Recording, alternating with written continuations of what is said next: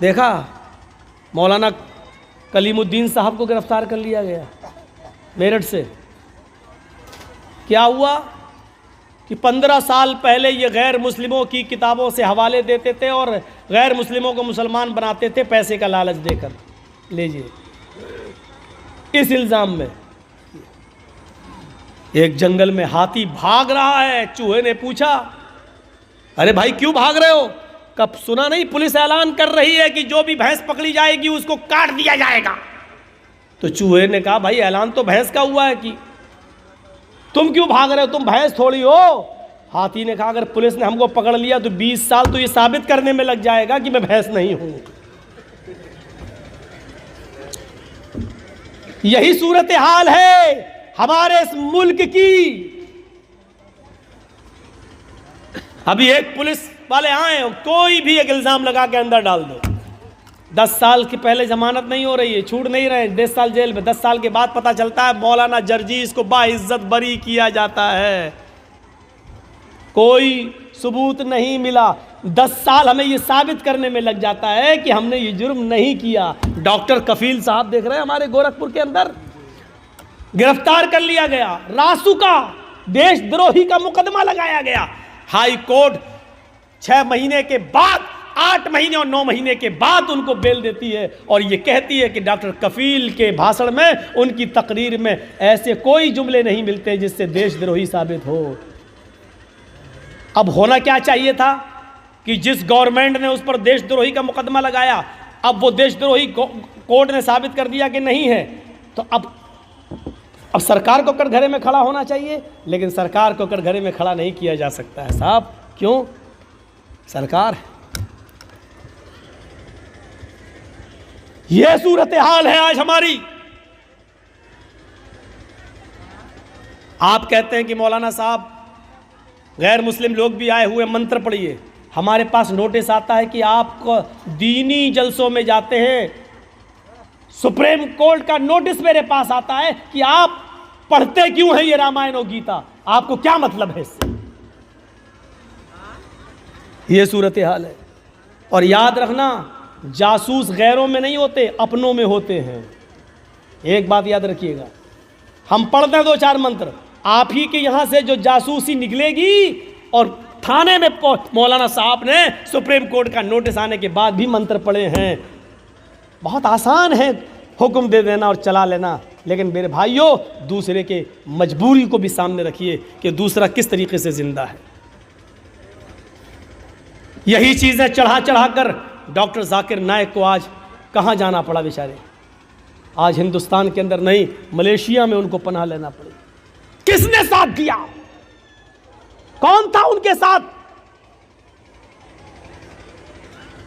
اور جرجیس نے اسی وقت کہا تھا آج ڈاکٹر ذاکر نائک پر انگلی اٹھی ہے گورنمنٹ کی.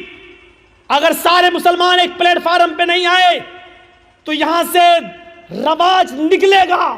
آج کے بعد مولویوں کی نیندیں حرام ہوں گی. نہیں سنی ہماری کسی نے. دوسرے مسلک کے لوگوں نے کہا وہ تو وہابی ہے, وہ آتنکوادی ہے, یہ ہے وہ ہے. خود اپنے ہی لوگوں نے گورنمنٹ تک جاسوسی کی ویڈیو نکال کر دکھائی, دیکھو فلاں اسٹیج پر اتنے لوگوں کو مسلمان کیا, اتنے لوگوں کو مسلمان کیا. یہ جاسوسی ان کے ساتھ کی گئی اور آج ڈاکٹر ذاکر نائک کو ملیشیا جانا پڑا. میرے بھائیوں تصور کیجیے آپ, میں نے کہا تھا کہ اٹھے گا, لیکن جب ایک پلیٹ فارم پہ کوئی نہیں آیا اس کے بعد پھر اٹھا تو دیکھو مولانا کلیم الدین چلے گئے. دیکھو مولانا سعد کو کس طریقے سے کرونا بم کہا گیا ہے. وہ نظام الدین مرکز کے اندر یہ مرکز سے پھیلا کرونا, یہ پھیلا.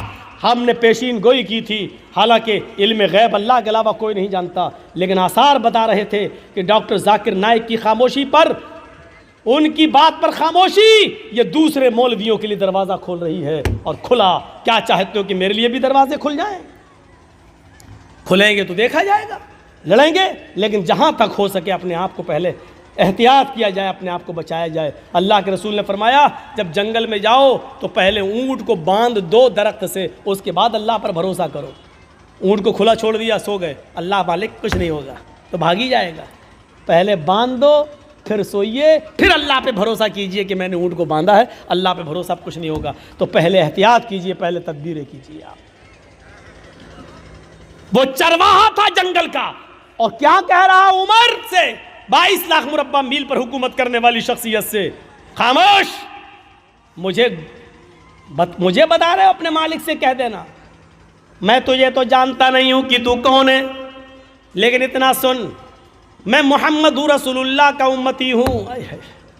حضرت عمر کان لگا کر اس کی بات کو سن رہے ہیں، میں محمد رسول اللہ کا ماننے والا ہوں، تم نے مجھے جو مشورہ دیا، میرا مالک بہت نیک ہے، اگر ایک بکری میں تمہیں بیچ بھی دوں اور اس کی قیمت لے بھی لوں تو میرا مالک مجھے کچھ نہیں کہے گا، میں کہہ دوں کہ بکری بھیڑیا کھا گیا تو میرا مالک میرا یقین بھی کر لے گا، لیکن دنیا میں تو میں اپنے مالک سے جھوٹ بول جاؤں گا، لیکن قیامت کے دن میں اس مالک کو کیا جواب دوں گا جو میرے مالک کا بھی مالک ہے۔ جا یہاں سے، غور کیجئے اس تقوی کی روشنی میں ہم کیسے لگ رہے ہیں۔ لال بتھانی کے لوگوں، ایمانداری کے ساتھ بتانا، اس چرواہے کے تقوی کی روشنی میں ہم کیسے لگ رہے ہیں۔ ہم اپنے گریبان میں بٹن کھول کر ذرا چھانکیں تو ہم کتنے % مسلمان نظر آ رہے ہیں۔ اس واقعے کی روشنی میں ذرا اپنے ضمیر کو جھنجھوڑ کر دیکھیں کہ ہم کہاں کھڑے ہیں، ہم اپنے آپ کو مسلمان کہلانے کے لائق ہیں بھی یا نہیں ہیں۔ ذرا غور کر کے دیکھیں، ہم اپنے ضمیر سے ذرا پوچھیں، اپنے ضمیر سے ذرا سوال کریں، اپنے دل سے ذرا پوچھیں۔ میں یہ نہیں کہہ رہا ہوں ہم مولوی بھی گناہ گار ہیں، ہم لوگ بھی گناہ گار ہیں، مولوی بھی انسان ہوتا ہے، فرشتہ نہیں ہوتا ہے۔ غلطی آپ کی نظریے کی ہے، آپ نے مولویوں کو فرشتوں کی نظر سے دیکھنا شروع کر دیا ہے، آپ نے مولوی کو فرشتے کی نظر سے دیکھنا شروع کر دیا ہے۔ نہیں، مولوی فرشتہ نہیں ہوتا ہے، وہ بھی غلطی کر سکتا ہے، وہ بھی خطا کر سکتا ہے، اس سے بھی غلطی اور خطا ہوتی ہے، انسان ہیں ہم۔ جب اللہ کے نبی کہہ رہے ہیں کہ میں نے مارنے کے لیے مسواک اٹھائی لیکن مجھے ڈر لگ گیا، میں یہاں کانپ گیا کہ اے محمد صلی اللہ علیہ وسلم اس لڑکی کو، اس خادمہ کو جو مارنے جا رہے ہو، کہیں ایسا تو نہیں اس کی غلطی سے زیادہ تمہاری سزا ہو جائے دی ہوئی۔ اگر اس کی غلطی کم پڑ گئی اور آپ کی یہ چھڑی، آپ کی یہ مسواک سے اس کو تکلیف اس سے زیادہ لگ گئی تو ہو گئی، تو قیامت کے دن آپ اپنے رب کو کیا جواب دیں گے؟ قیامت کے دن کیا منہ دکھائیں گے؟ حضرت عمر فاروق اپنے غلام کا کان مروڑ دیتے ہیں، اور بات کتنی، آواز دی غلام کو، غلام نے آواز دی، غلام نے امیر المومنین، امیر المومنین، امیر المومنین۔ حضرت عمر اس وقت پیشاب کر رہے تھے، ان کو غصہ آیا، کمینہ امیر المومنین، امیر چلاتا چلا جا رہا ہے۔ وہ جلدی سے نکلے اور ادھر آئے اور اپنے غلام، ادھر کیا آواز دے رہا، پکڑا اور کان مروڑ دیا کس کے، ایسے ہٹ، چل ادھر بیٹھ۔ اس غلام نے صرف اتنا کہا، امیر المومنین میں آپ کا خادم ہوں، آپ کا غلام ہوں، آپ نے میرا کان جو مروڑا ہے، مجھے ایسا لگتا ہے کہ میں نے کوئی غلطی نہیں کی ہے، لیکن اگر آپ کو لگتا ہے کہ آپ نے جائز صحیح وجہ سے، صحیح ریزن کی وجہ سے آپ نے میرا کان مروڑا ہے تو ٹھیک ہے، لیکن ایک بار غور کر لینا کہ آپ نے میرا کان صحیح مروڑا یا غلط، اور کچھ نہیں، اتنا کہا۔ حضرت عمر نے کہا، جب تجھے معلوم تھا کہ میں استنجا کر رہا ہوں، پیشاب کر رہا ہوں، تو امیر المومنین، امیر المومنین کیوں چلا رہا تھا؟ اس نے کہا، امیر المومنین اس ذات کی قسم جس کے قبضے میں میری جان ہے، اگر مجھے معلوم ہوتا کہ آپ فلاں جگہ بیٹھ کر استنجا کر رہے ہیں، پیشاب کر رہے ہیں، تو میں آپ کو نہیں بولتا۔ میں اتنا پاگل نہیں ہوں کہ دیکھ لوں کہ کوئی آدمی پیشاب کر رہا اور اس کے باوجود بھی چلاتا رہوں۔ مجھے معلوم ہے کہ بغیر استنجا کیے ہوئے کوئی آ ہی نہیں سکتا ہے، تو میں کیوں چلاتا، مجھے نہیں معلوم تھا۔ حضرت عمر نے کہا، تم ٹھیک کہہ رہے ہو، ادھر آؤ، جتنی زور سے میں نے تمہارا کان مروڑا ہے، تم بھی میرے کان کو اتنی تیز، اتنی سختی کے ساتھ تم بھی مروڑ لو۔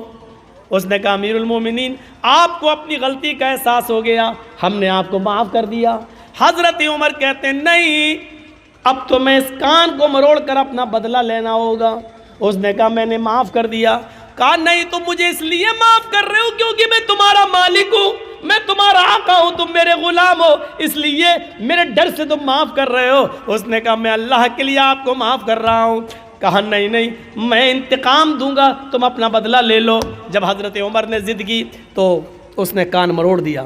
حضرت عمر کو معلوم تھا کہ میں نے اس کا کان کتنی تیز مروڑا، کہا اور تیز اور تیز، نہیں ابھی بھی تم رعایت کر رہے ہو، اور تیز۔ جب حضرت عمر کو لگا کہ ہاں اتنا تیز میں نے اس کا کان اینٹھا ہوگا، تو حضرت عمر فاروق کان کو اینٹواتے جا رہے ہیں اور کہتے جا رہے ہیں اے عمر دیکھ لے تیری اوقات کیا ہے، اے عمر دیکھ لے تیری اوقات کیا ہے، تیری حیثیت کیا ہے۔ ایک معمولی غلام تیرا کان مروڑ رہا ہے اور تو اپنے آپ کو امیر المومنین سمجھ رہا ہے، اپنے آپ کو حاکم سمجھ رہا ہے، اپنے آپ کو امیر المومنین تصور کر رہا ہے۔ اس طریقے سے جملے کہہ کر اپنے تکبر کو ختم کرتے تھے کہ تکبر ہمارے اندر نہ آ جائے۔ ایک معمولی غلام تمہارا کان پکڑ کے اینٹ رہا ہے اور تم اپنے آپ کو امیر المومنین سمجھ رہے ہو۔ یہ اسلام کی تعلیم کا تعلیمات کے اثرات تھے جو صحابہ کرام کی زندگی پر مرتب ہوئے۔ میرے بھائیوں، ایک ہلکا سا کان مروڑ دیا تو اس کا بھی بدلہ دے رہے ہیں۔ ہم نے کتنے لوگوں پر ظلم کیے ہیں، کبھی ان کی امانتوں کو واپس کرنے کی کوشش کی ہے، کبھی آپ نے معافی مانگنے کی کوشش کی ہے؟ یاد رکھنا مولانا جرجیس 15-16 سال کے بعد اس لال بتھانی میں آئے ہیں۔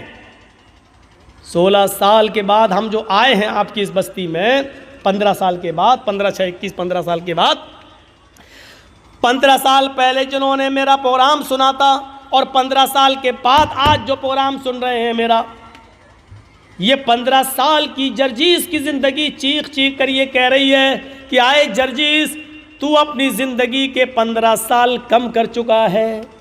اللہ نے تیری زندگی میں جتنے دن لکھے تھے اب ان دنوں میں تو 15 سال کم کر چکا ہے۔ جن لوگوں نے 15 سال کے بعد آج میری تقریر سن رہے ہیں، ان کی زندگی چیخ چیخ کر کہہ رہی ہے کہ وہ بھی اپنی زندگی کے 15 سال کم کر چکے ہیں۔ تمہاری اور میری زندگی چیخ چیخ کر کہہ رہی ہے کہ جرجیس اور اے لال بتھانی والوں، تم 15 سال اپنی قبر کے قریب ہو چکے ہو، تم اپنے اصلی منزل قبر کے قریب جا چکے ہو۔ اب تمہارے اور قبر کے درمیان زیادہ فاصلہ نہیں، اس دوری میں 15 سال کی کمی ہو چکی ہے۔ نہیں، اس سے بھی بڑھ کر ایک اور بات، 2 ہی ٹھکانے ہیں ہمارے اور آپ کے، یا تو ہم اور آپ جنت میں جائیں گے یا جہنم میں، بس تیسرا کوئی ٹھکانہ نہیں۔ کسی سے بھی پوچھ لو تیسرا کوئی ٹھکانہ ہے؟ نہیں، 2 ہی ٹھکانے، جنت یا جہنم۔ ہم اور آپ یا تو جنتی یا جہنمی۔ اللہ کے ہاں حساب و کتاب پورے اترے جنتی، ناکام ہو گئے تو جہنمی۔ میں اب ایک بات اور کہہ رہا ہوں، 15 سال کی یہ زندگی چیخ چیخ کر کہہ رہی ہے لال بتھانی والوں، تمہاری بھی اور جرجیس میری بھی، کہ تم جنت یا جہنم کے اور اتنے قریب ہو چکے ہو کہ 15 سال کا عرصہ کم ہو چکا ہے۔ تم یا تو اپنی جنت کے قریب ہو یا اپنی جہنم کے۔ جنت کے آثار تو دکھائی نہیں دے رہے ہیں، جہنم کے آثار تو بالکل ظاہر نظر آ رہے ہیں۔ جنت